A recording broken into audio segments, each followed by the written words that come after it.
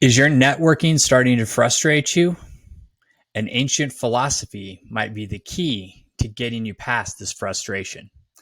I'm Greg, I'm the Introverted Networker, and today I want to talk to you about Stoic Networking. What do I mean by Stoic Networking? All I'm really saying is sometimes we need to go back to some ancient philosophy to help us get over whatever it is that's causing us anxiety or uncertainty or frustration. And that goes for anything we're struggling with in networking. You might be familiar with Stoicism. It's gotten a resurgence in the last few years. There's been a lot of new books. Ryan Holiday is somebody who talks about it a lot. There are all sorts of reprints of Marcus Aurelius's meditations or Epictetus's work or Seneca's work. Those are some of the key people who are philosophers on Stoicism. And there's a lot that resonates with people today. I think there's a lot of uncertainty in the world, and Stoicism is specifically designed to help people deal with uncertainty and things they can't control. And today I want to talk about how it applies to networking. One of the key tenets of Stoicism is what's called the dichotomy of control. The idea that there are things you can control and there are things you can't control. And the things you can control, you should do something about. The things you can't control, you should stop worrying about. You should move past those things and not let them bother you and only focus on those things you can control. This happens a lot in networking because when we're networking with other people. And anytime you're doing anything with other people, there is going to be certain things you can't control, namely the actions of the other people. You can't control when those people are going to respond to your messages. You can't control what they're going to do. And sometimes that becomes frustrating for a lot of people when they're networking. I get messages all the time in my email where people will say, I have sent messages and people aren't responding to me. Or I know some people and I've asked them for help and they're not helping me. And this can make people feel like networking's not going to work for them.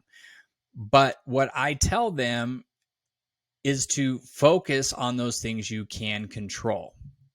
So let's think about networking, the things you can't control, and applying these principles of Stoicism to only focus on what you can control and let the other things go. It's not just about actions, it's about your mindset. And this is a key thing in Stoicism too, is controlling your mindset. Oftentimes when people are not responding to us, we take that as some sort of personal slight. We think these people don't like us. We think we've done something wrong. We sit there and we worry about what we did or what we did wrong so that these people aren't helping us. And the mindset shift you need to have is to think about the fact that you are trying to get in touch with somebody else, or you're trying to talk to somebody else or connect with somebody else. They have a life. They have a lot of things going on. If you turn the lens around and look at yourself, you have a lot going on too. You have possibly a family, possibly a job, possibly lots of other responsibilities going on. You have all these things going on in your life. And you're trying to prioritize those things as well. And you're trying to figure out how you're going to get them all done. If somebody reaches out to you and says, hey, I would love to connect, you may want to connect. You may want to get back in touch with them, but you don't have the time right now. And you put it off and you put it on the side and you get back to it later. That's the same with everybody else. Everybody else is doing the same thing. So in your mind, you have to stop thinking that it's something personal or it's something you did, and consider that they're busy and they're doing their things in their lives that are important to them, and they will get back to you. And if they don't get back to you, that's okay too. It doesn't mean you did something wrong. They just may have something monumental going on in their life. What if they've got a sick family member? What if they are going through a job loss? What if they're going through a divorce? What if they're going through some traumatic life experience right now? They may be doing that and they're just not going to get back to you. So don't take it personally if somebody's not responding to you. Change your mindset and think, I'm going to turn, instead of worrying about that, I'm going to think about the things that I can control. So you can't control when people are going to respond to you. They may respond to you right away. They may respond to you in a few weeks. They may respond to you never. You can't do anything about that. They may respond and ask you for something, and that wasn't what you were planning. You were reaching out to them because you needed help, but they're going to respond and say, I'm so glad you got in touch. I'm looking for a job. Can you help me? If you're looking for a job, you're thinking, me too. But instead of feeling like they're not helping you, find a way to help them. Find a way to give to them. If you do that, they're going to want to give to you. Or they may respond and just say, oh, hey, good to hear from you. And it doesn't move on to a conversation. It's really hard to kind of move it along. Okay, that happens. And in networking, you can't let those outcomes dissuade you. You can't let those outcomes make you think it's not going to work. All you can do is think about what you can control. Apply that Stoic mindset, that Stoic principle. Focus on what's in your control. And what I mean by that is you can't control how quickly people respond, but you can control how many messages you send, how many people you try to connect with. You can control what you say in those messages. For example, let's say you send LinkedIn messages or emails saying, hey, it's been a while since we connected, would like to get back in touch. And then you go on and you give a big, long email or message about what you've been working on, what you're looking on, how that person can help you. If you do that 10 times and nobody responds, you might want to think that you're coming on too strong in that message. You might want to rethink what you send. Maybe keep it shorter. Maybe keep it to, hey, we haven't talked in a while. Would love to get back in touch. Stop. Leave it at that.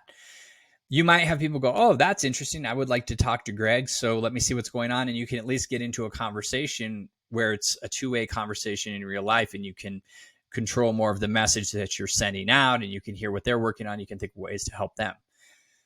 So you can control how many of those things you send out. You can control the content of the message you send out. You can control how often and frequently you follow up with people. I will give you an example. This just came to mind. I had a person this week, because I send messages every week to people that are in my network just to touch base, to check in. And I had sent a message to this person. I was on my third message. I had sent them a message last fall. I sent them a message at the beginning of the year. And I sent them another message just saying, hey, it looks like you got a new job.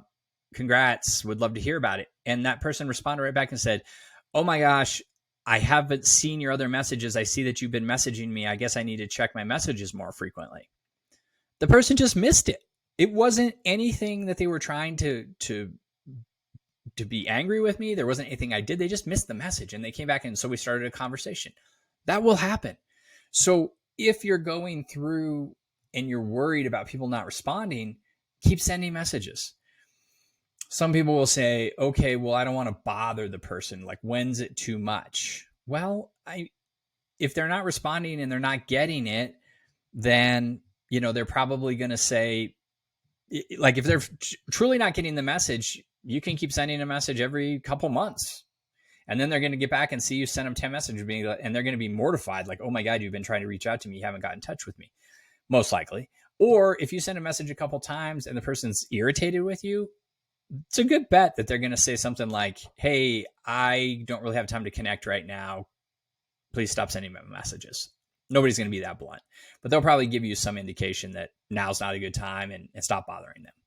So people are, and I would say, be sensible about this. I always tell people, if you're wondering what you should do, flip it around and say, if I was getting these messages, if I was getting pinged, how many would bother me? And then use that as your basis for whether you should stop sending messages or not. There's no formula. There's no magic formula. Just think, what would I want people to do to me? And then kind of go with that. But back to this idea of what you can control. You can control how many messages you send. You can control who you send them to. You can control what you say in the message. You can control the follow-up. There's a lot you can control in networking, and there's a lot you should take control of in networking. For example, if somebody responds and says, hey, would love to grab time and get together with you and have coffee, be in charge of setting up the date and time. Send them some options. Say, here's the days I'm open and the times that are open. Does that work for you? Here's the part of town I live in. Here's where I'd like to get together. Does that work for you? Be the one who takes control of that. And then when you get to the conversation, be the one who asks the other person questions. Be the one who initiates the conversation. Be the one who listens. Be the one who gives to the other person first. These are all within your control. You have control over your networking. And if you start to worry about whether it's working or not, come back to this Stoic principle. Don't worry about the things you can't control. Just focus on the ones you can. And when you do this consistently over time, you're going to start to get results with your networking. I've seen other people do it. I've seen it myself. I network every single day, and I have lots of conversations going on at any one time about different opportunities, ways I can help other people, ways I'm trying to help other people. And then other people coming to me saying, hey, would you be interested in this opportunity? Would you be interested, or could you connect me with this person? Or do you know somebody? I mean, I have opportunities come in every single day because I take these small steps every single day. Hopefully that helps you. If you're running into problems or you're starting to get frustrated, come back to this Stoic mindset. Focus on what you can control. If you're interested in Stoicism, there's a lot of stuff out there right now. Like I would say, I would just check out Ryan Holiday, check out some other people around that have been doing this. Tons of great information on Stoicism. But definitely would love it if you subscribe to this channel. If you give me a like, that would be great. Check out my newsletter. Check out my LinkedIn. Please connect with me. Get in touch with me if you have any questions or issues, or let me know what you're struggling with. I'm here to help. What I always tell people is go out there and ABC. Always be connecting. Have a great week.